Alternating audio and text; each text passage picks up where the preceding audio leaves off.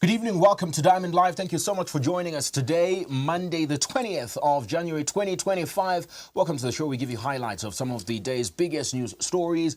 And today's a Monday, so we'll stretch it to over the weekend as well. There's a lot of stuff that we'll be talking about on the show tonight. We've got an interesting guest, an interesting topic to discuss as well. My name is Dingindawa Jonah Buyora. And my name is Jesua Rapasa. Thank you for joining us on a Monday.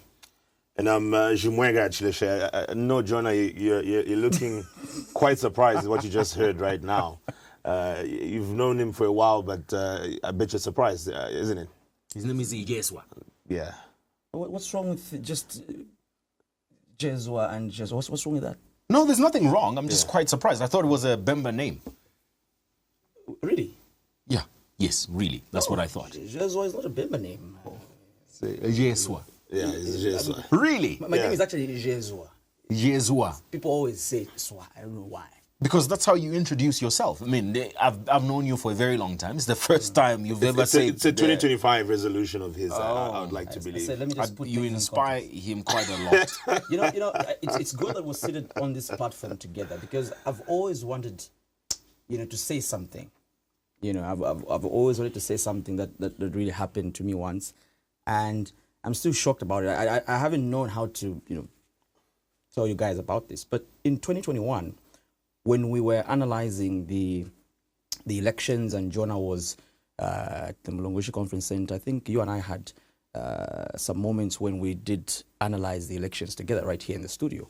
So I go to this place and I find this gentleman who owns particular business. I won't mention the name because I don't want to be cited for advertising, but I go to this place and the first thing this guy says is,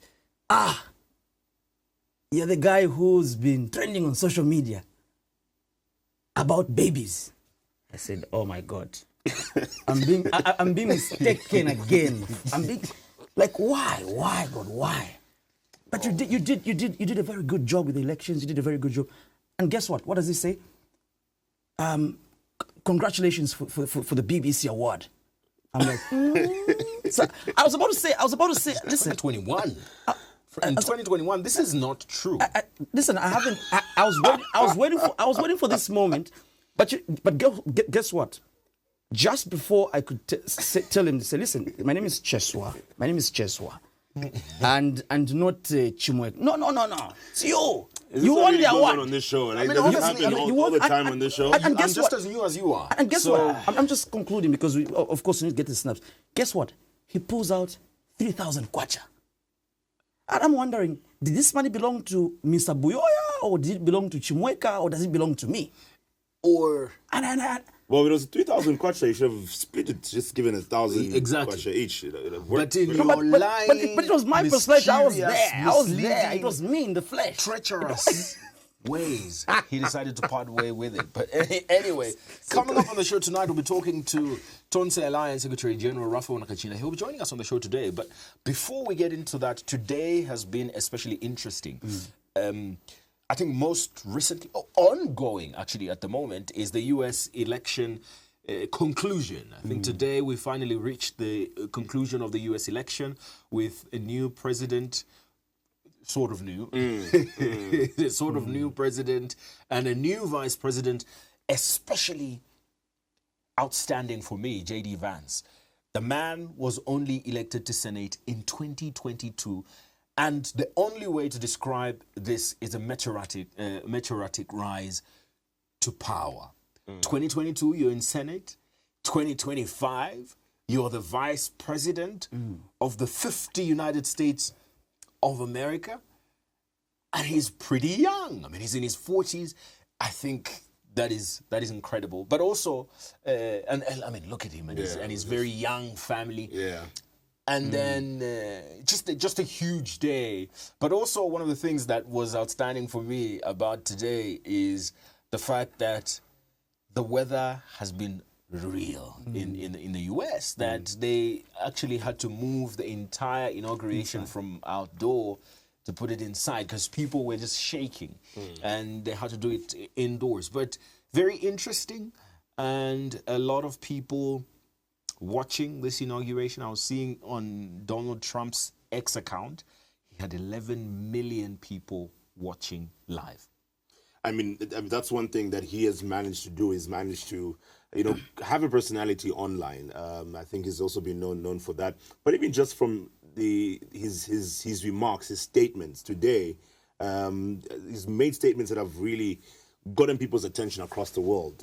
And it's just been a reiteration of really his thoughts over the years when you talk about the conversations around the LGBTQ community and so on. And he's made his reaffirmations. But speaking of social media, I mean, even just building on to today, TikTok is back in the US, and he's played a major role in ensuring that this gets to happen. And I guess that also goes to show, his what people describe as his interest in making sure that people have access to different social media platforms, getting to express themselves, because he's complained about this before, issues around expression, something that we'll be talking about also here in Zambia as well. But he's expressed himself over that before, and it's been interesting how he's been able to show his influence, even just when we talk about world peace, for example. He's been able to speak towards some of these issues, and it'll be interesting to see how he's going to perform in the next 4 years and the impact it's going to have across the world. I am also only worried about a few things about Donald Trump, and it's his radical approach to certain things that doesn't respond to modern day society. And one of them, which I find to be very strange, is his close relationship with Elon Musk, even if he speaks quite strongly against some of Elon Musk's values. What are those? Elon Musk is known for modernization of society, isn't it? He is pro-tech. And at his inauguration speech today, Donald Trump was talking about going back to industrialization of ordinary automobiles. He says they need to drill, baby, drill, which is basically more oil, which speaks against the e-vehicle industrialization agenda that Elon Musk has been among the people that have been leaders with his company Tesla. There's that, which I find very unfair, only for the purpose that when countries in the global south, like Zambia, make such radical decisions, like deciding to go the core route of thermal energy, they're going to get sanctions. They're going to get beating for taking such drastic decisions. But leaders of the developed world, like Donald Trump, are simply disregarding that kind of progress, and yet they are most likely not going to get that kind of a beating from the rest of the world. Those are the some of the inconsistencies that worry me. But I also find it very interesting that he wants to go hard on China, but he has reversed even the ban on TikTok. He wants to go hard on China, but he stood up for them. He stood up for their company, ByteDance, because it's not just TikTok. It was a lot of companies, a lot of apps that fell victim of this decision, like CapCut as well was one of the applications that stopped working. So I find it very interesting, and let's see what he has, especially knowing his stance on Africa. I was paying particular attention to transitions, a smooth transition. I think that, America being a big democracy, us African countries are learning from, transitions and all of that. But I was also paying particular attention to how sometimes Donald Trump could be, I don't call him petty, but, even just shaking Kamala Harris's hands. I mean, I could see how he was shaking Joe Biden's hands. I could see, even at the funeral of late President Jimmy Carter, Trump could not even look at Kamala Harris. But you could say the same about her, though, because today she looked very gloomy. She was there clapping for him, but Joe Biden was literally standing close to Kamala, and he couldn't just extend a handshake. She was rolling her eyes. She was rolling her eyes the other day when they were at the Jimmy Carter funeral. She couldn't stand him when he was talking to Barack Obama. I think that was what was quite interesting. I mean, you could have a conversation with Barack Obama and seen laughing together, but it can be the same with Kamala Harris. It feels like African politics where people can't even shake hands. But anyway, speaking of democracies and freedoms of expression, what we've also seen from the day today is the UN Special Envoy, who is in the country to assess freedom of expression and opinion in this country. Should be here. Her last day should be the 31st of this month.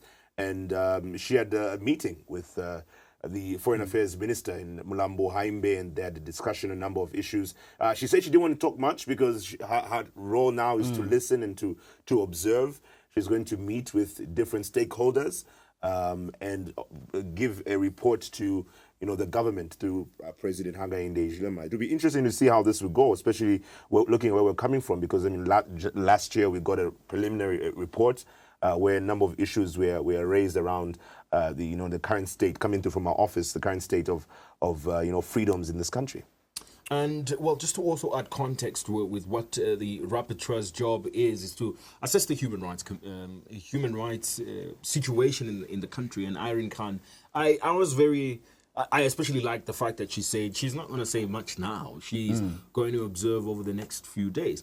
Although, I don't know, Chimweka and Cheswa, if this is at all effective and is ever an accurate representation of what happens in such a broad society, right? Because it's just 10 days. And I highly doubt the possibility of an accurate sampling of what the human rights situation looks like in the country within that period. If anything, I think that it is very difficult to assess the human rights situation in the country. Why? Because largely, a lot of times, the most pronounced aspect of the human rights discussion is the politically inclined aspect of it. And that can easily be orchestrated to look good or orchestrated to look the opposite. It is very easy to do that. So I always wonder if this is a fair assessment to take, and fair from whichever angle you would like to look at it. Fair from the angle of those that feel that the civic space is shrinking, that are you able to evaluate this within a period of 10 days? But also fair on those people that feel that it is free. Are you able to also evaluate that within the space of 10 days? I agree with Jonah's position, because, she'll be here 10 days. She perhaps will only meet 5 to 6 political parties who will tell us one and the same thing. But also... But stakeholders could definitely be more than political parties. Yeah, but I also think that some of those stakeholders, Chimweka, a lot of them don't have the accurate data, and you can see this simply from even when you take a look at an assessment of the poverty levels in a country. They are quite a contrast. In fact, that's part of the criticism that these rapporteurs have been getting globally, that they don't have, especially when we talk about the global south and developing countries, there just isn't enough technology and development to be able to make such assessments and accurately. I see it as, these are experts, and of course they should have a criteria. They should have what exactly they're looking for. As they're coming into a country like this, they have what they're looking for. And when we talk about whether it's violations or upholding or protecting the Bill of Rights, as the Minister of Foreign Affairs was saying earlier today, there should be examples to back it up. If you're going to talk about violations, it should be case in point, saying, well, this is what has been going on. This happened on this particular day. This has been going on. This is how this issue was handled. So on either side, through the various stakeholders they're going to meet, there should be a way of making reference points, and it shouldn't just be abstract. But of course, experts can also be criticized. If there's one thing that all of us can be experts on, is human rights. All of us can be experts on human rights. Why? Because we are all beneficiaries of human rights. For you to make that assessment, you need to have you need to have a lived experience. That's what I should say.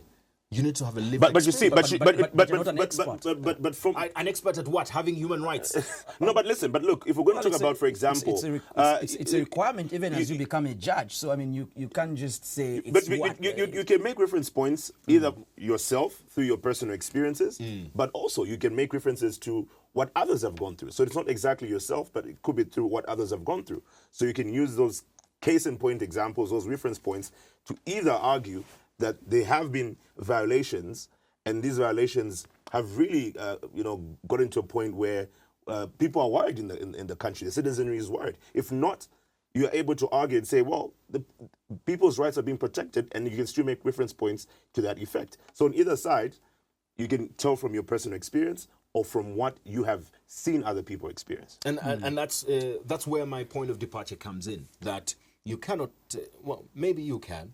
I highly doubt the credibility of making such an assessment within 10 days. But we'll be getting into that and more after we take these short messages, because we'll be joined by the Tonse Alliance Secretary General Raphael Nakacinda. One of the things we're talking about and weighing in on is the human rights record of the country in Zambia and its history.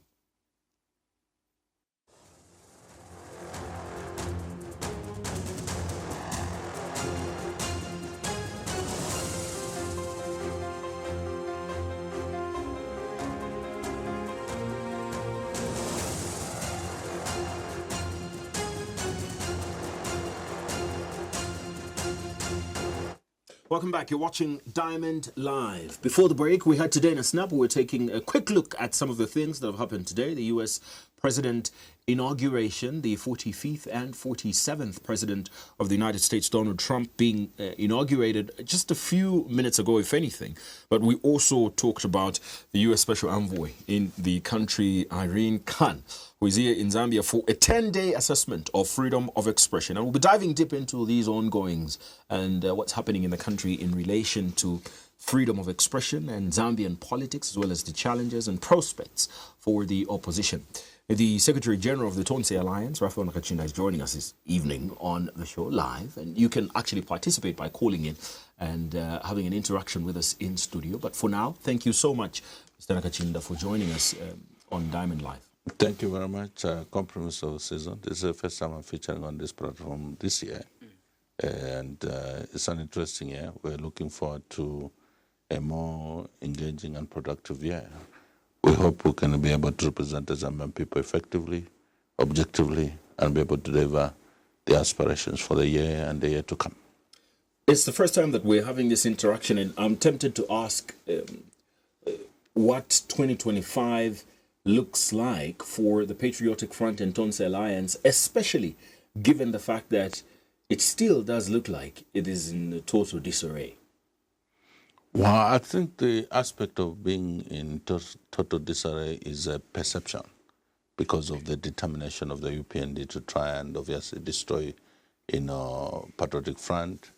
And clearly they have shown agitation and a desire to see if they can tamper with, the Tonse Alliance, because the agenda of the UPND clearly has been to have no opposition as we face 2026 elections. They've done things in a multifaceted, manner, arrests and abuse of human rights, stopping us from expressing ourselves, stopping, political players from assembling, whether it's a rally, indoor meetings and all that. You've heard what Musamba, the IG, has been pronouncing, things that are never expected to be said in a democratic country. So for us, I think our focus is not necessarily the technicalities that the UPN are playing with. Our focus is the people. And when it comes to the people, the membership of Patriotic Front remains intact, resolute towards making sure that how we end up in 2026 should be in a manner that their resolve to provide an alternative government is achieved. And the fact that the UPND have been able to aid us through their failure to provide and fulfill, the kind of leadership, the promises in terms of some of the things they said they were going to achieve, and they have, I think, failed on almost everything they promised. And for us in the opposition, that is a plus, because it's easier to interact with the Zambian people based on the fact that we have a track record of achievement and they have a track record of failure. I find it very interesting that you say that the issue around the Patriotic Front being in disarray is just a perception. But even in the few minutes here that we have this opportunity, you couldn't talk about the Patriotic Front. You spent majority of it talking about the UPND. Doesn't this point towards disarray in your Patriotic Front? What do you want me to discuss about Patriotic Front? Because the real issue before us is the UPND that are in government, and they're the ones that are presiding over the welfare of the Zambian people. When I talk about PF and the attempts by UPND, it's in public domain. It's not a subject that we need to beat and spend much energy on it. However, the UPND have denied this several times, that they are not responsible for the confusion within the party, and this was caused by yourselves, because now we are seeing 3 different individuals claiming to be president of the Patriotic Front, but they insist that this confusion was caused by yourselves. You had members who disagreed with each other, and here we are today, and they're not responsible for that. For us, our attitude is that we consider Zambian people to be intelligent enough, you people in the fourth estate to be intelligent enough to analyze and be able to come to a conclusion whether what the UPND are saying is something you can buy or is just basically propaganda. I can ask a question. The 24th of October 2023, do you think in your own good conscience you can consider what happened with Mausamba on the day we're celebrating our independence? Is anything you can validate as a conference or convention to which a leader would be elected? But he has distanced himself from the UPND. He has been making scathing attacks against the UPND. Just a few days ago, he made a commitment that he is there to make sure that the Patriotic Front does not endorse Hakainde Hichilema and the UPND in the forthcoming election. What kind of relationship is that? You see how clever you dodge what I'm presenting on the table? I'm saying, in your own judgment and good conscience, can you, justify and legitimately say that what the activity Mausampa held at Mulungushi amounts to a conference? I think that's a PF question because it's your party. But that's how come I'm saying, whilst it is a PF question, we live in the same environment. You have a role to play as a fourth estate to make sure that this country remains, on the rail towards growing our democracy. Anything that is inimical to the growth of our democracy, inimical towards strengthening institutions of government, and in this case, political parties, are not just clubs, because in 2016, the Zambian people, through the constitution that was, repealed, did introduce political parties as constitutional entities through, the provision of the Constitution, Article 60, that provides that the political parties are recognized as such, as, constitutional entities. It's not an issue of us being, said, what's your view? We also have the Zambian people, through you, to be able to determine whether what transpired on the 24th of October is anything you can call legitimate.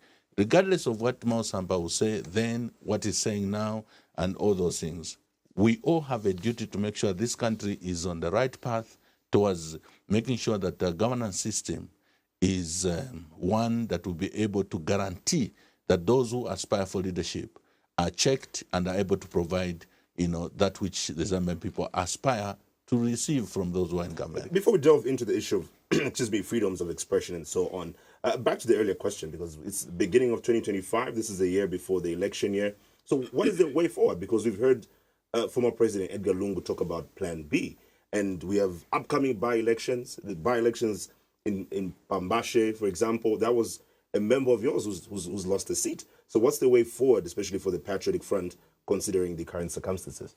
Well, Plan B, as it has already been pronounced, is in motion. And we know that it has unsettled our friends who are in government, and a lot of people are seemingly having difficulties to, absorb and deal with the mystery around it. But for us, as Tonse Alliance, as Patriotic Front, the mystery is good, because every time we have tried to be transparent about where we're going, we have only armed the UPND to sabotage our efforts. It has been demonstrated through how PF has been treated, through how our efforts to bring the opposition together has also been interfered with. So moving forward, Plan B remains Plan B in motion. When do you intend to unveil this Plan B? Is it equally a day before a nomination or an election? No, don't worry about that. That's how come it's called Plan B. Both the timing, what it is, and the mystery around it is a sum total of all these components that are bothering everybody, including yourself. So I can only tell you that Plan B is in motion. Very potent, and it will deliver to the aspiration of the Zambian people. Let's talk about the freedom of expression in the country. You, among people that have spoken and have said that Zambia is not free at the moment. The space is shrinking and people are not able to express themselves. This that you have advanced has been disputed by the government because they say that they have worked towards improving the status of the country in terms of enhancing people's freedoms. Why do you insist that the UPND freedom of expression is not a representation of what freedom of expression must be? First of all, I'm seated here as one of those who have suffered at the hand of the UPND through the abuse and interference with institutions of government like the police, the judiciary, and the other sacred institutions of government. If you give me time, today I had an interesting experience at court because I was to appear in court for plea for another case or new case of seditious practice. Because at some point last year, I did challenge government because we got to learn that government had imported maize and had also allowed millers to supply meal that had, toxins which were a danger to, human beings. And I think that also been demonstrated by the number of dogs that had died. And the revelation had come not only to us, but also through Diamond TV. And I think I must commend you that you are able to expose that, which, was going to, cause a number of people who were unsuspecting, end up in, losing their lives. So I made a pronouncement condemning and demanding that the Minister of Health should come clean. And that if they don't, what they are doing is basically a genocide against their own citizens. And I still stand by that position today. Today, the Minister of Health, that time, confirmed that, yes, we have this challenge. And therefore, they even listed millers, they said had mini meal that contained that, chemical challenging, which would affect the health of the people. But I'm facing a charge. It's not the only one. I have, I think, 4 charges of seditious practice, or what do they call it? Seditious practice in court. I have a case where, based on the nomenclatures I used, I was actually even transported, just to remind you, to Solwezi because some youth chairman of UPN in Solwezi says, bring him here, we'll sort him out the way we did with Congo. Now, this is just me. But today as we speak, Mumbipiri is in Kawambwa, facing a charge of aggravated robbery. Why? Because when we were campaigning in the by-election of Kawambwa, a minister in the name of Mike Imposha found himself in a ward they were not designated as UPND to do any political activity or campaign in a classroom. And there was suspicion that they are actually getting voters' cards and NRCs. As a responsible citizen, she went to confront a minister with some of the members of Patriotic Front and Tonse Alliance to say, what are you doing? Why are you in this area? There were even journalists. Cameras were taken, there are even videos to that effect.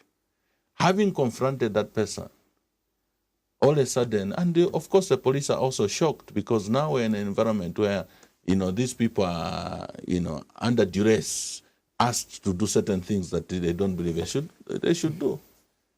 She is arrested, charged with aggravated robbery. She is put in at the police on the corridor without any facility, toilet, or anything of that nature. What would you describe that to be? Is it not an abuse of human rights? Then beyond that, we are aware that she was arrested on the 9th of January. 2 days later, the police sent the file and the records to NPA. When the NPA looked at the evidence, they were of the opinion that there's no evidence to even show that this person committed this offense. So they wrote to the command in Wapula that we cannot prosecute this case. Last week on Wednesday, that communication reached Wapula. Up to today, Mumbipiri is still in custody, subjected to all manner of inhuman treatment as a lady, as a woman, sleeping on some corridor at the police. Well, we can't independently verify that, but what you describe sounds like the National Prosecution Authority, from what you say, is upholding someone's rights. No. Listen, when we are talking about these things, Mr. Jonah, you must analyze them from the sum total of how institutions are operating. Okay? That is a decision, obviously, that the NPA has made. Under normal circumstances, authority or instructions to prosecute is a preserve of the NPA. When the police have done their investigations, they have arrested somebody, and they forward the file to NPA, what is expected is that NPA will give consent, whether you can prosecute or not. If they deny to give consent, the police have no other choice but to release that person because that person is deemed to be innocent. No. How is it that? No. That's not true, though. The National Prosecution Authority does also have a liaison with the law enforcement agencies to find one of two possibilities. One is that possibility. The other is that there's an error, but that doesn't mean that the person did not commit a crime. There may be an error with what they've been charged with. And this is actually very common practice. But listen, if there's an error, what happens is that the National Prosecution Office, for example, has the power to have the matter go before court. They'll enter a nolle and ask the police to reinvestigate. That's a procedure. But if, for example, I've been arrested and the file is taken to NPA, they will indicate, and in this case I'm telling you on Telefema, that they have said that there's no evidence. You have expressed you've expressed how you've got reservations with how institutions of government operate in this country. But this sounds like something we've heard before. We've heard these complaints when the Patriotic Front was in government. We've heard these complaints even before under the MMD. And these are two political parties you've been a part of. And today, the minister, when he was speaking with the special rapporteur, he did mention that if we look at how the rights are being upheld here, there's historical context, and those are words he used, and he said there's a benchmark also. And this takes us back to where we are coming from as a country. We've heard sessions that the democratic space in this country is shrinking, and many have questioned such statements, saying, what's the benchmark to that? Because many or others are arguing that the situation was worse before this UPND government came into office. What's your comment on that, especially that you've been a part of the last two governing political parties? Okay, what happened to MMD when the issues that you're raising came to the fore? MMD was voted out. What happened to Patriotic Front when the issues you're talking about came to the fore? PF was voted out. Why should we then have an argument today that when those things happen under UPND, they should be justified on the basis that they used to happen under PF or MMD? The argument is that they're doing better than the PF and MMD. And just to add on to what Chumweka said, the argument from the opposition and supporters of the opposition is that you've been using the expression, it's shrinking. But shrinking means that it's gotten worse. Even if it is bad, but is better than before cannot be described as shrinking? I want to be very fair with you because I want to consider that you are old enough under MMD and you are old enough and mature under Patriotic Front. Tell me, under MMD, when did Patriotic Front ever was denied to have rallies, for example? Mr. Sata would lose elections in 2001, 2006, today, and you apply for a rally 2 days later, and you'll be granted. So, if that was what was happening under MMD, if that's what was happening under Patriotic Front where the opposition were having rallies, you answer the question. When did the opposition in Zambia... But under the Patriotic Front... Don't interject, yeah. Under the Patriotic Front, what I'm saying is fundamental. we've seen people not having that ability to gather and so on. And we have these this on record, yes. Are you sure? Yes. Because I was in opposition at the time. I was in MMD, like you rightly put it. We used to have... You were in government. You were in government. No, you were a minister under the Patriotic Front. I became minister a little later because you go by your own question.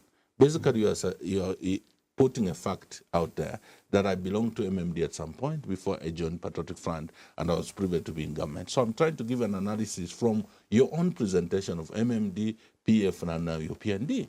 Okay? So the MMD, first of all, debunks your analysis. Patriotic Front also debunks your analysis. I am seated here. I want you to answer. When did the member, the opposition... When we talk about freedoms of expression, Mr. Nakacinda, that goes in different forms. It also includes people appearing on public platforms such as radio. We've seen people getting attacked by people who show up in either party regalia or purporting to be members of the Patriotic Front and disturbing live programs. But, and we have several examples of that, and that's an affront to the media. We've seen media houses also getting closed. That can also be attributed to freedoms of expression being violated. Chimweka, your efforts to try and become PR officers for the UPN. We're asking you questions, Mr. Nakacinda. All you have to do is just respond to the question. On this very platform, I came here as an invited guest. It wasn't just a cadre. A government official barged into this studio to come and tell me how that, he, without being invited, it's unethical, it is not right.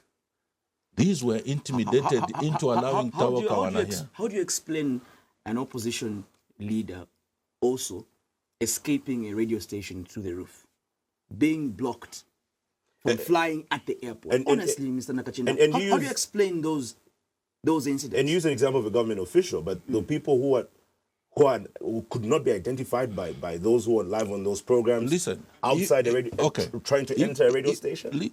I went to a fundraiser for the Komboka ceremony in Mongo, and in that fundraiser there was a place called the VVIP, pavilion, where the speaker, the Ngambela representing the Ritunga, and members of parliament, ministers, everybody were in that place. And I was privileged to have, also indicated on behalf of Patriotic Front that we want to participate.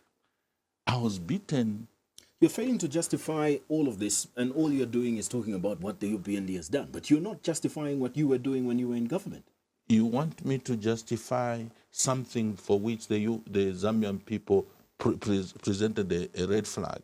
You wanted me to discuss that. Oh, only because you are presenting yourself. No. Mr. Jonah. No. Let me finish. Let me finish. Only because you are presenting yourself as the moral alternative for the Zambian people. Because we have had the opportunity of being voted out, we took a moment of retrospection. We have changed in terms of policies and so on, and we've done it openly. You know that we put a committee in place after the loss to go and consult the Zambian people. What is it that you are dissatisfied, even with our track record of development? They told us cadres, they told us all these issues, and we came to the Zambian people openly through President Edgar Lungu to say we are sorry. You seem to be beating the same drum. In beating that drum, you are trying to do it in such a way that you justify the wrongs of UPN. No. You are here. So why are you taking me to? Let us talk about you then, and you will answer my questions. You are saying you've gone back to the Zambian people and you've apologized. But Yeah. I think there's more to that, because an apology cannot be enough for the loss of lives. And if you would like, I could count the number of lives of citizens that died for expressing themselves, because assembling at a political event is expressing yourself.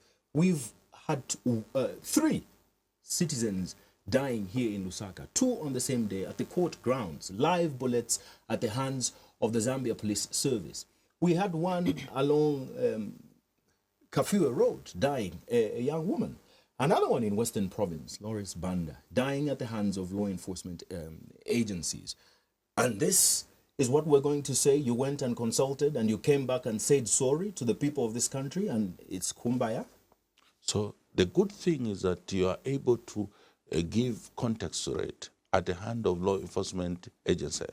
But you were just from talking about the Zambia Police Service here today. Listen, the situation for us is not only the law enforcement agencies.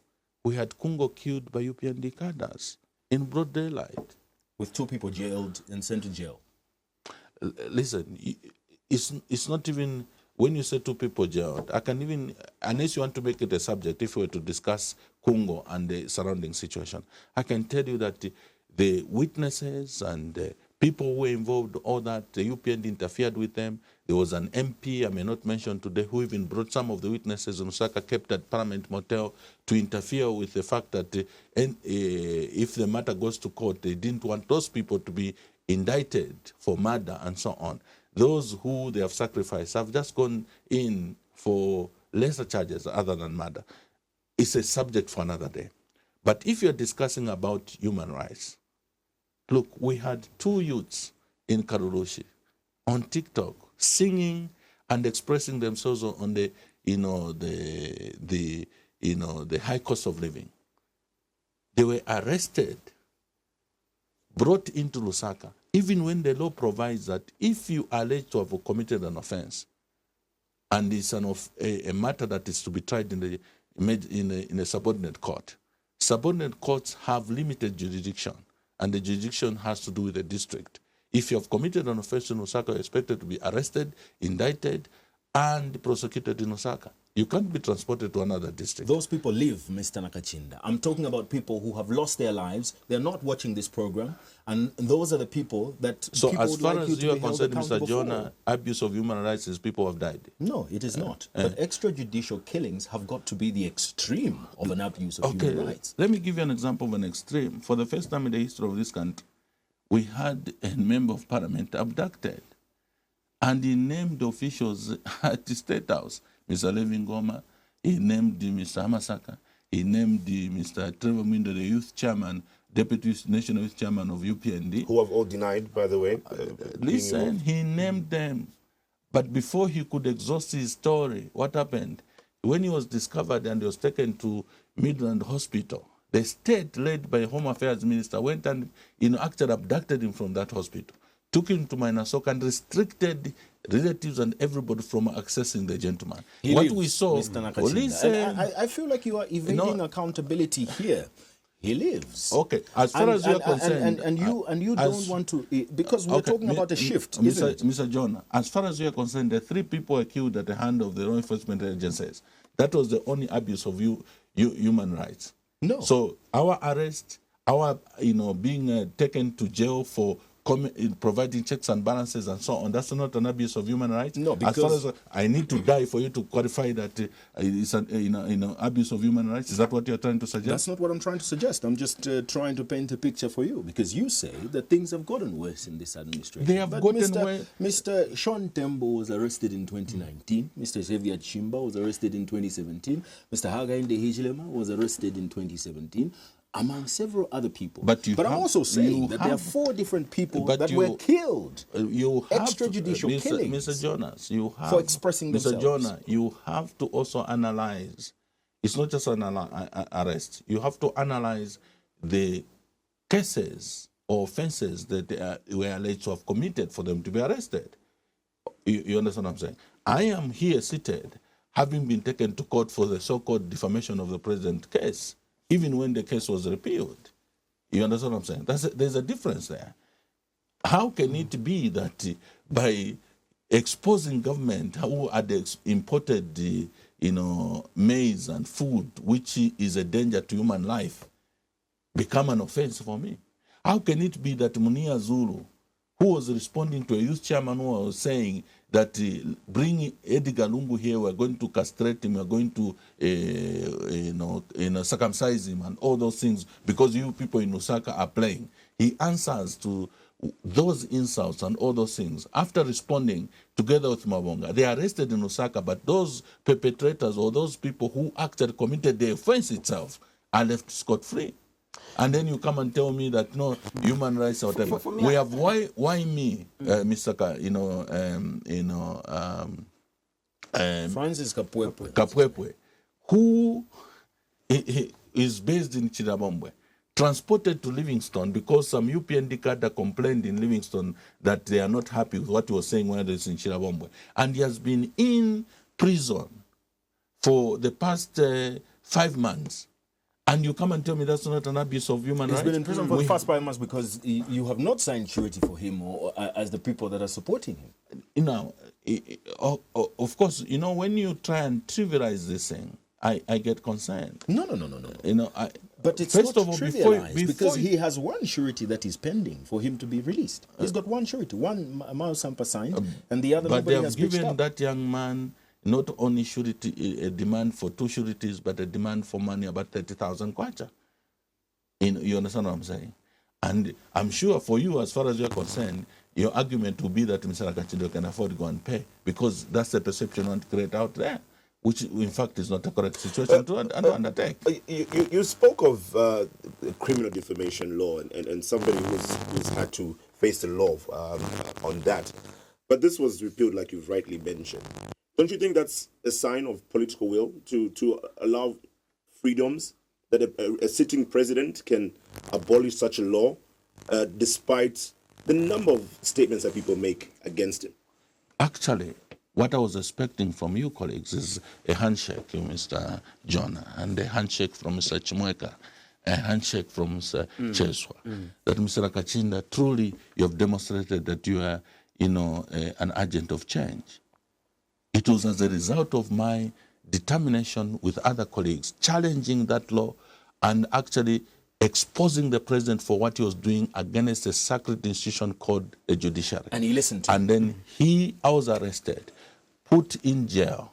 And it was as a result of that sacrifice that the Zambian people began to express that this is nonsensical. So there's political will in it.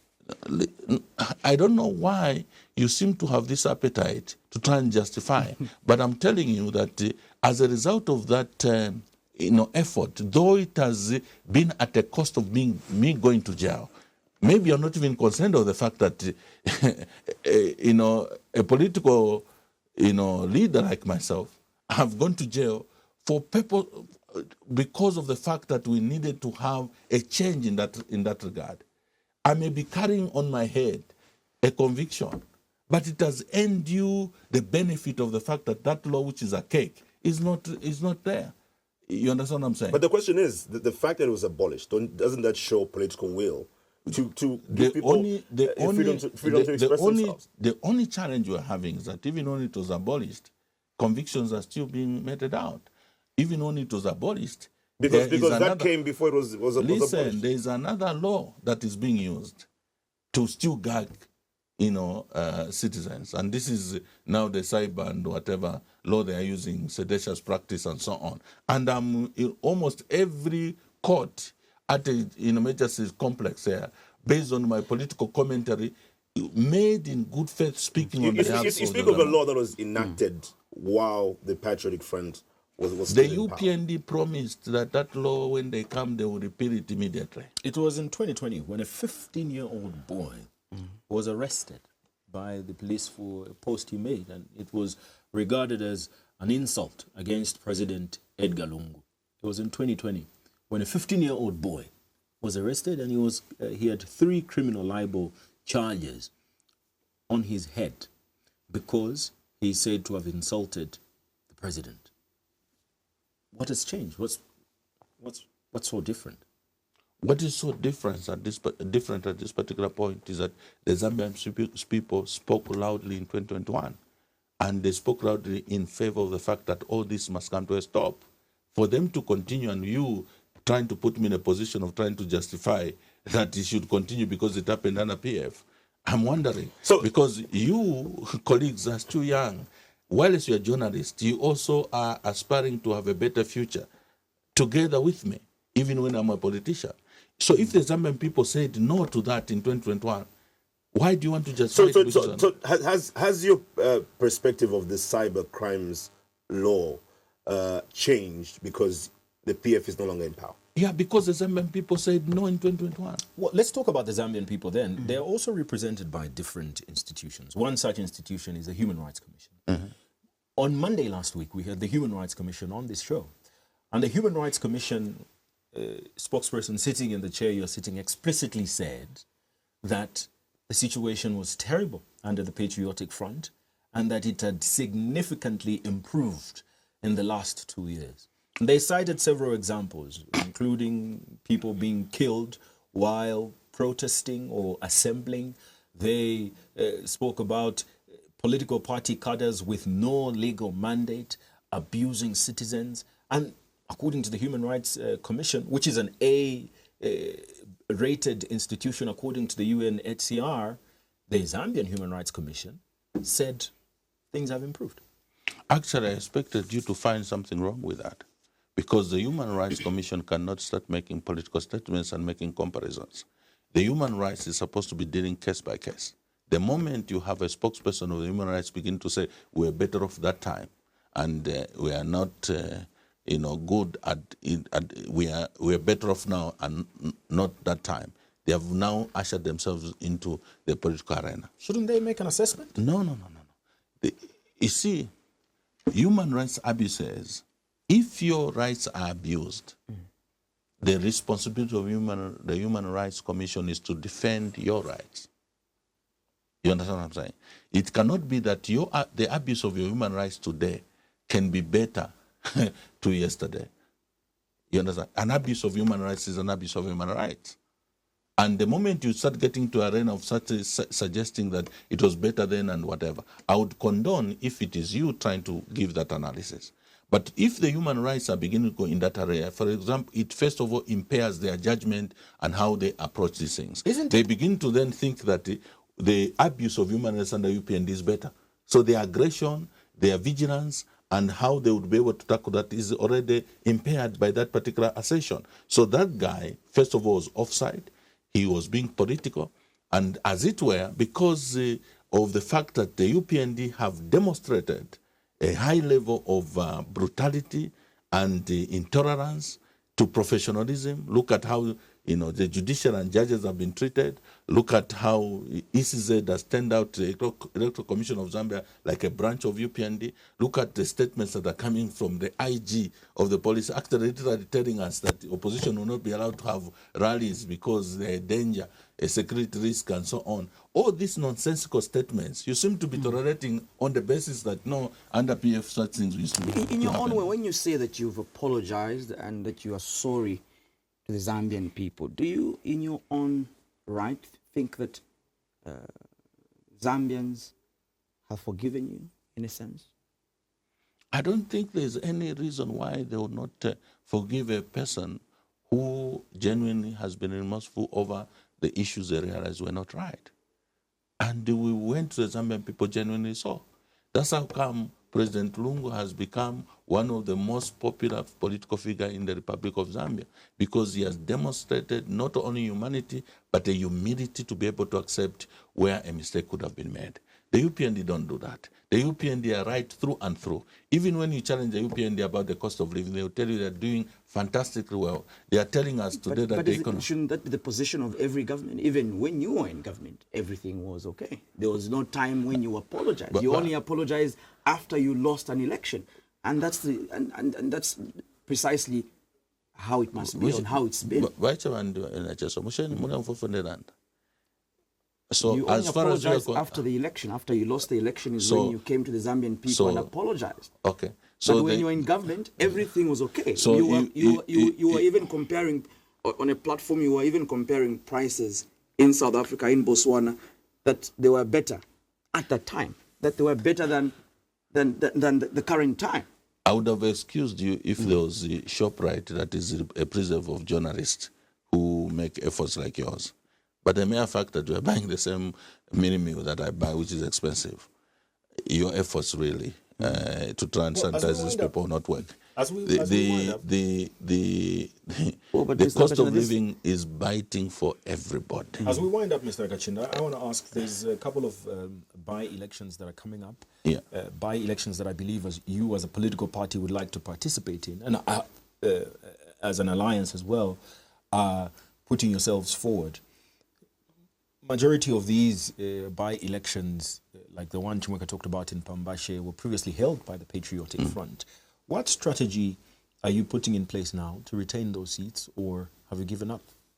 No, but we are participating. How would you want to say we have given up? What is the basis for that? Because we have a candidate in Pambashe, we have a candidate in Petauke, and we are on the ground campaigning. And what ticket are they on?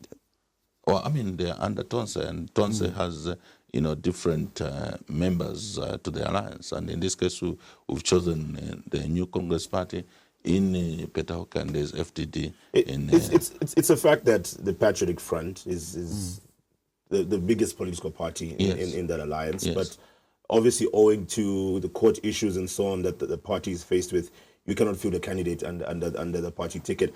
Do you think this would be a disadvantage to yourselves as Tonse, because perhaps the political party you use would not be as popular as the PF? Well, I think that's how come we are hopeful that the rapporteur, from the UN Human Rights Commission, they attended in Zambia, looking at the sentiments that they issued, when they met. Aimbe was trying to, as usual, advance a narrative that doesn't speak to the realities on the ground. Say that she can speak, she needs to interact with different stakeholders. And would want to encourage her that in speaking to different stakeholders, it's not just boardroom discussions. She should be able to travel to Livingstone, visit Mr. Waimi. She should go to Kaambwa. She should come to court when sessions are going on for political leaders that are facing seditious practices, espionage, and all these cases, that have been littered before the court that involve political players. She needs to sit with faith-based organizations, the Catholic Church, what's happening to Archbishop Alik Banda, and the details around that. There are many things that are happening that people would want to cover, but they speak to human rights abuses. We had for the first time in the history of this country, at the memorial of Mr. Sata's, Sata's memorial, having an archbishop being blocked at his own church from entering his own, premises. There are a lot of things that have happened, but as it were, a program like this and the time that we have, we may not be able to exhaust it. Especially, you didn't even answer my question, because you didn't respond to my question. It was very simple. Do you think the political party that your candidates will stand with under Tonse would disadvantage the chances of you winning the by-elections, upcoming by-elections? But I think we have a clear example. Apart from the violence and the rigging in Kaambwa, Tonse's performance for the first time after the alliance was formed, I'm sure everybody can, testify that we won that election, save for the things that happened during that by-election. We are determined to prevent those things. That's how come I'm saying to the Zambian people and the citizens of Petauke, the citizens in Pambashe, that this time around, when the UPND come to, induce violence, we're going to defend ourselves. Thank you so much for joining us this evening, Mr. Raphael Nakacinda, and speaking with us on this edition of Diamond Live. Thank you, Mr. Jonah. Thank you, Mr. Chumweka, Mr. Cheswa. But I just wanted to advise you that you are also citizens of the public of Zambia. UPND should not extend into Diamond TV. You should make sure that you represent the experiences of the Zambian people. That will make this country move forward. Thank you very much. Thank you so much for joining us on this edition of Diamond Live. We will be back on Friday at the same time and to talk about some of the biggest news stories in the country. Good evening.